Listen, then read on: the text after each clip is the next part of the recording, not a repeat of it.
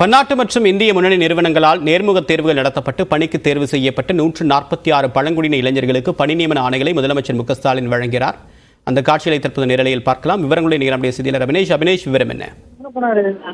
தேவ்பிரிய முதலமைச்சர் மு.க. ஸ்டாலின் தலைமைச் செயலகத்தில் இன்று நடைபெறக்கூடிய நிகழ்ச்சியில பங்கேற்று ஆதி திராவிடர் மற்றும் பழங்குடியினர் நலத்துறையின் விரிவான பழங்குடியினர் மேம்பாட்டு திட்டத்தின் கீழ் NTTF அப்படின்னு சொல்லக்கூடிய நெட்வொர்க் டெக்னிக்கல் ட்ரைனிங் ஃபவுண்டேஷன் நிறுவனத்தின் மூலம் திறன் மேம்பாட்டு பயிற்சி முடித்த பன்னாட்டு மற்றும் இந்திய முன்னணி நிறுவனங்களால் நேர்முக தேர்வுகளில் நடத்தப்பட்டு அதில் பணிக்கு தேர்வு செய்யப்படக்கூடிய 146 பழங்குடியின இளைஞர்களுக்கு பணி நியமன ஆணைகளை முதலமைச்சர் மு.க. ஸ்டாலின் வழங்கி வருகிறார்.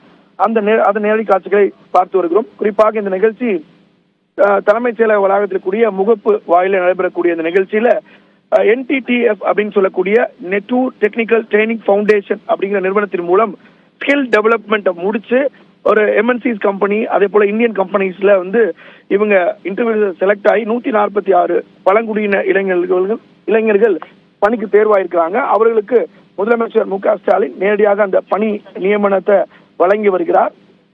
குறிப்பாக இவர்களை பொறுத்தவரை ஏற்கனவே இவர்களுக்கு திறன் ஸ்கில் டெவலப்மெண்ட் கோர்சஸ் பண்ணாங்க.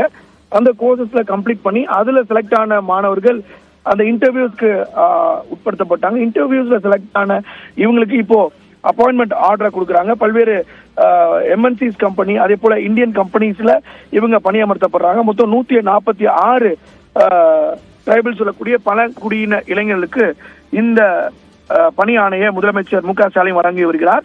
இந்த நிகழ்ச்சியில ஆதி திராவிட நலத்துறை அமைச்சர் கயல்விழி செல்வராஜ் அதே போல அரசு அதிகாரிகள் இந்த நிகழ்ச்சியில கலந்து கொண்டிருக்கிறாங்க. தேவ்பிரிய தகவலுக்கு நன்றி அபினேஷ்.